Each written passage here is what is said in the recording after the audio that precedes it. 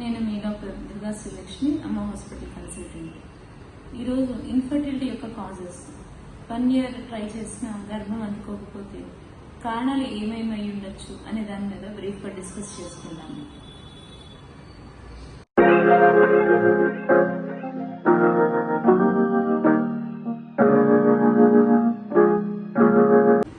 ముందుగా ఓవరీస్లో అబ్నార్మాలిటీ అంటే అండాశయంలో ఎగ్ అనేది పెరుగుతుంది. సో ఓవులేషన్ ప్రాబ్లమ్స్ అంటే ఎగ్ విడుదలలో ప్రాబ్లమ్స్, లైక్ నీటి బుడుగులు ఉన్న వాళ్ళల్లో కొంత ఎగ్ ప్రొడక్షన్ స్లోగా అన్నా వీక్గా అన్నా ఉండకపోవడం అన్నా జరుగుతూ ఉంటుంది, యానోవులేషన్ అంటాము. ఇంకొకటి హైపోథాలమిక్ హార్మోనల్ ఇంబ్యాలెన్సెస్ అంటాం. అంటే పిట్యూటరీ హైపోథాలమిక్ యాక్సిస్లో అంటే పైనుంచి మెదడులోంచి వచ్చే హార్మోన్స్ ప్రాబ్లం వలన ఎగ్ డెవలప్మెంట్ వీక్గా ఉండొచ్చు.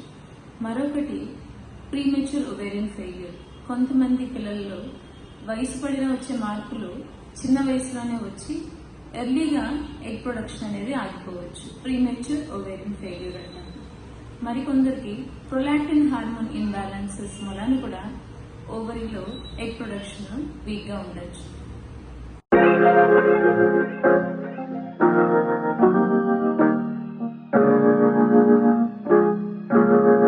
ఇంకో కారణము ట్యూబల్ ఫ్యాక్టర్స్. ఫెలోపియన్ ట్యూబ్ అనేది ఎగ్ ట్రాన్స్పోర్ట్ కిను, ఎంబ్రియో తయారైనాక ఎంబ్రియో ట్రాన్స్పోర్ట్ కిను, స్పర్మ్ ట్రాన్స్పోర్ట్ కి ఛానల్ అంటే అదొక ట్యూబ్ అనమాట. గర్భసంచి పక్కన 2 పక్కల ఉంటుంది ఫెలోపియన్ ట్యూబ్స్. ఇందులో బ్లాక్స్ ఉన్నా, ఇన్ఫెక్షన్స్ వలన ఫెలోపియన్ ట్యూబ్స్ బ్లాక్ ఉన్నా, లేదా గతంలో ట్యూబల్ సర్జరీస్ జరిగినా ఈ ట్యూబ్స్ అనేవి బ్లాక్ అయి ఉండొచ్చు. అది కూడా కారణం చూసుకోవాలి. అది చూసుకోవడానికి హెచ్ఎస్జి ట్యూబల్ పేటెన్సీ టెస్ట్ అంటాము, లేదా లెప్రోస్కోపీ ద్వారా అంటాము, లేదా సోనోసాల్పింగోగ్రామ్ ద్వారా ట్యూబల్ టెస్ట్ చేసుకోవచ్చు.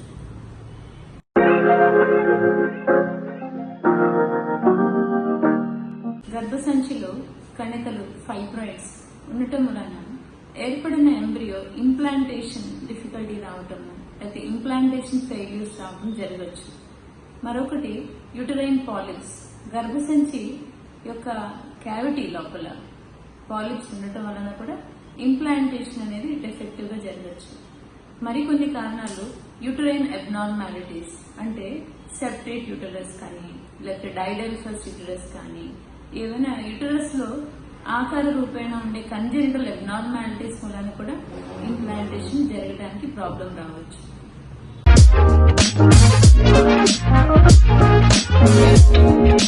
Cervical factors. సర్విక్స్ అంటే గర్భసంచి ముఖద్వారం, సర్విక్స్ నారోయింగ్ లేదా స్టినోసిస్, నారో సర్విక్స్ ఉండటం వలన కూడా స్పర్మ్ ట్రాన్స్పోర్ట్ డిఫెక్టివ్ గాను లేదా లేకపోవడం వలన కూడా ఇన్ఫర్టిలిటీ కారణం అవ్వచ్చు. Maternal age. మదర్ యొక్క వయసు యూజువల్ గా 35 తర్వాత నుంచి egg production number and quality తగ్గిపోతూ ఉంటుంది. సో అడ్వాన్స్డ్ మెటర్నల్ ఏజ్ వలన కూడా ఎగ్ ప్రొడక్షన్ వీక్ ఉండొచ్చు ఆర్ ఉండకపోవచ్చు. ఇది మనం ఏఎంహెచ్ అనే టెస్ట్ ద్వారా మనకి కొంత ఐడియా వస్తుంది. అలాగనే స్కానింగ్ లో యాంట్రల్ ఫాలికల్ కౌంట్ అనే టెస్ట్ ద్వారా ఒక మదర్ యొక్క ఓవరీ కండిషన్ ఏంటి, ఎగ్ ప్రొడక్షన్ కెపాసిటీ ఏంటి అనేది తెలుస్తుంది. Factors, lifestyle factors, alcohol consumption, men or women, smoking, అట్లాగనే అధిక బరువు ఒబేసిటీ, ఈ కండిషన్స్ వలన కూడా ఇన్ఫర్టిలిటీ కారణం అవ్వచ్చు. అట్లాగే బాగా అండర్ వెయిట్ ఉన్న వాళ్ళలో కూడా ప్రెగ్నెన్సీ రావడం ఇబ్బంది అవ్వచ్చు. ఇప్పుడు దాకా మనము ఫీమేల్ ఫ్యాక్టర్స్ గురించి బ్రీఫ్ గా డిస్కస్ చేసుకున్నాము. అలాగే మేల్ ఫ్యాక్టర్స్, ఇన్ఫర్టిలిటీలో ఆడవాళ్ళు ఎంత ఇంపార్టెంటో మగవాళ్ళు కూడా అంతే ఇంపార్టెంట్. సో మగవాళ్ళలో sperm count, total number of spermatozoa number, అలాగే దాని యొక్క మొటిలిటీ, యాక్టివ్ ప్రోగ్రెసివ్ మొటైల్ అని చెప్తాము, అది మళ్ళీ ఆకార రూపేణ స్పర్మ్ యొక్క ఆకారము హెల్దీగా ఉన్నదా లేదా, ఈ 3 ఫ్యాక్టర్స్ కూడా ఇంపార్టెంట్ స్పర్మ్ పారామీటర్స్ లో.